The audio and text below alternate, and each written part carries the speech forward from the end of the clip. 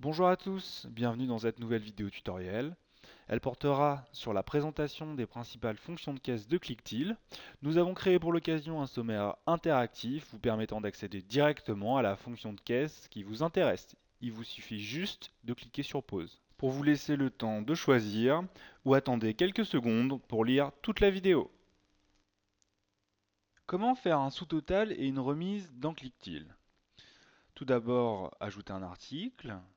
Onglet Fonctions, apposer par exemple une remise de 10%. Ajouter d'autres articles,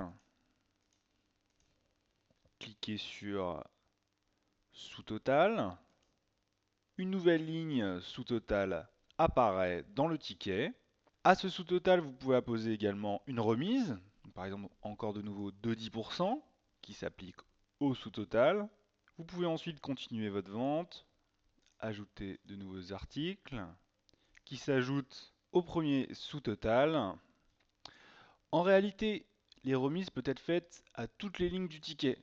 Donc soit à une ligne article, par exemple une 10% de 5,95, soit donc à un sous-total comme vu précédemment, soit au total final, 10%. Cette fonctionnalité est extrêmement pratique dans le cas de remises soldes, par exemple basées sur des étiquettes de couleurs. En plus, vous pouvez facilement déplacer une ligne article au premier sous-total. Donc par exemple, on remonte le menu gourmet. La remise est calculée automatiquement. A noter aussi que de nouveaux boutons remise peuvent être créés au même titre que les articles, en passant en mode paramétrage. Il existe également un bouton de remise libre, dans lequel vous pouvez saisir directement votre remise, soit en saisissant un pourcentage, soit en saisissant directement un montant, ou même en saisissant directement le prix net. Pour rechercher un ticket, cliquez sur l'onglet Fonctions, rendez-vous dans le dossier Rechercher, cliquez sur Rechercher un ticket. L'ensemble des derniers tickets s'affiche, vous pouvez rechercher un ticket précis grâce à la barre de recherche, rentrer un intervalle de temps. Ensuite, en cliquant sur l'icône vert à droite, vous pouvez visualiser rapidement le contenu du ticket. Et en cliquant sur la ligne, vous pouvez réimporter la vente dans le ticket. Dans Clicktil, il est possible de mettre en attente un ticket. Donc réalisez votre vente, allez dans l'onglet Fonctions et cliquez sur Mettre le ticket en attente. Le système met directement en attente votre ticket et pour reprendre la vente, retournez dans l'onglet Fonctions et cliquez sur Reprise ticket en attente. Cliquez ensuite sur le ticket en question. Sachez qu'il est possible sur une caisse donnée de reprendre un ticket mis en attente sur une autre caisse. Enfin, vous ne pouvez pas faire votre clôture de caisse s'il reste des tickets en attente. Pour annuler une vente dans Clicktil, vous devrez à partir de la fonction recherche de tickets sélectionner la vente, par exemple comme ceci. Une fois le ticket affiché, rendez-vous dans le dossier correction annulation et cliquez sur annuler la vente. Valider. Un ticket d'annulation identique au ticket d'origine mais en négatif est alors généré et le ticket d'origine n'est jamais supprimé. Il est possible dans Clicktil d'abandonner rapidement un ticket en cours, donc réaliser une vente, aller dans l'onglet Fonctions, retourner dans le dossier correction annulation et cliquer sur Abandonner le ticket.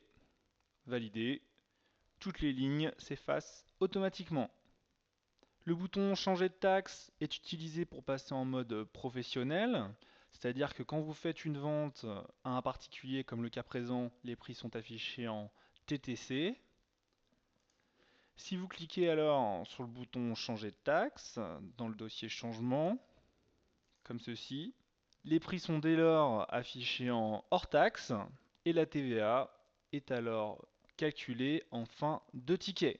Le bouton Changer de taxe permet de passer d'un simple clic du mode particulier au mode professionnel.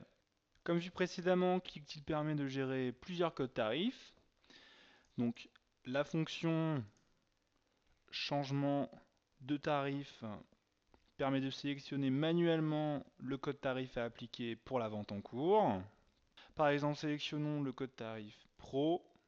Ce code tarif peut être appliqué alors sur l'ensemble du ticket ou seulement sur la ligne sélectionnée. Valider et il apparaît en haut de l'écran.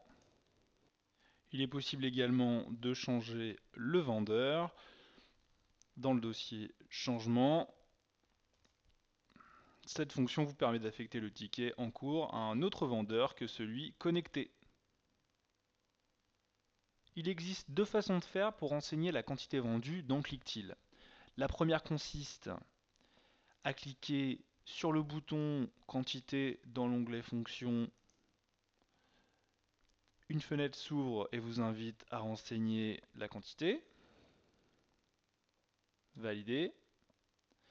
La seconde consiste à cliquer directement dans le ticket dans le champ Quantité. La même fenêtre que précédemment s'ouvre et vous pouvez renseigner la quantité souhaitée. 4 par exemple.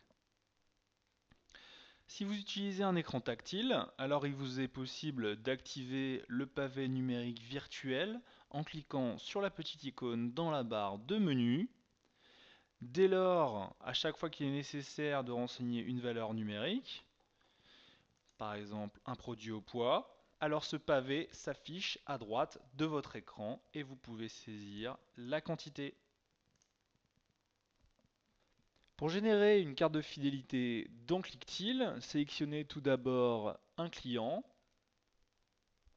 Cliquez ensuite sur le bouton Remettre carte de fidélité dans l'onglet Fonctions. Sélectionnez votre programme de fidélité qui peut être gratuit ou payant. Donc, par exemple, fidélité gratuite. Et cliquez sur Activer. Un programme de fidélité est donc affecté au client Pascal Jamais. Dans le cas de la remise d'une carte de fidélité payante, comme ceci, l'article carte de fidélité apparaît dans le ticket et vous encaissez comme un article classique.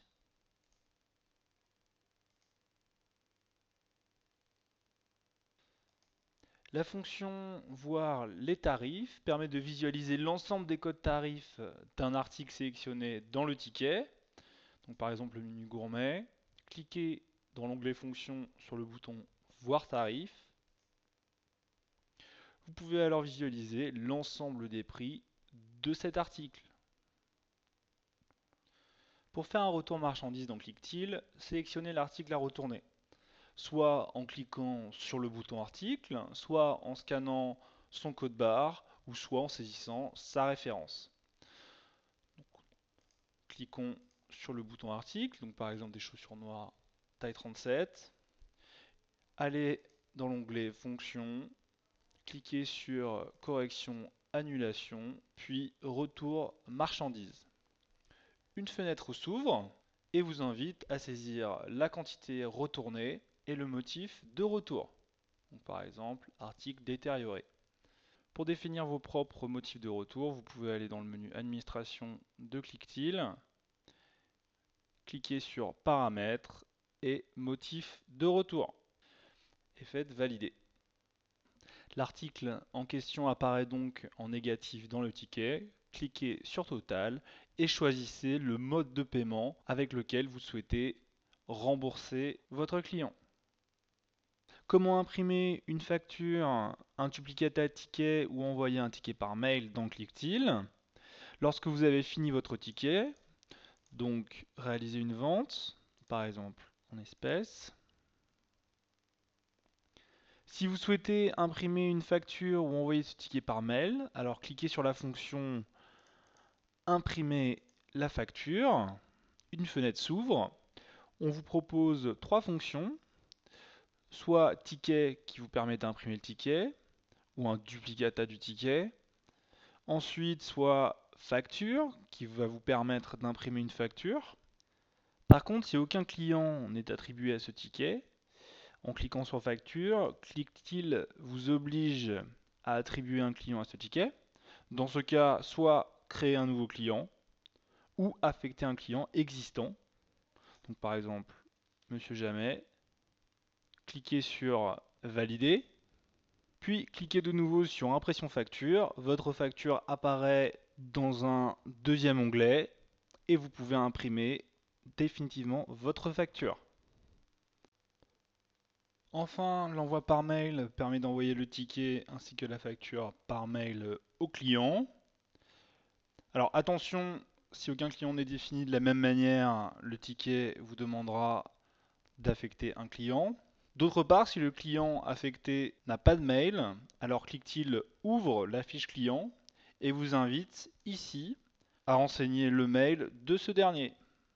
Donc, par exemple, dupont@gmail.com. Valider. Appuyez sur Valider. Une fois la fiche client validée, réitérez votre demande dans votre envoi de mail. Voilà, votre mail vient d'être envoyé. Si vous constatez qu'un prix affiché par le système est faux, il est possible de le corriger, ceci sans qu'aucune remise ne soit calculée. Pour cela, sélectionnez la ligne, allez dans l'onglet Fonctions, Dossier, Correction, Annulation et cliquez sur Correction prix. Renseignez ensuite le prix TTC, donc par exemple 18 €. Vous pouvez, si vous le souhaitez, rédiger un commentaire et valider. Notez bien que la correction du prix n'est pas répercutée dans la fiche article. Vous devrez donc vous-même le corriger par la suite. Cette fonction opération de caisse vous permet de gérer les différents types d'opérations, à savoir les apports, les prélèvements et les dépenses. Donc pour effectuer une de ces opérations, cliquez sur la fonction opération de caisse dans le dossier caisse. Puis sélectionnez le type d'opération souhaité, à savoir apport, prélèvement ou dépense. Une fois le type sélectionné, Clicktil vous propose les différents motifs qui ont été paramétrés.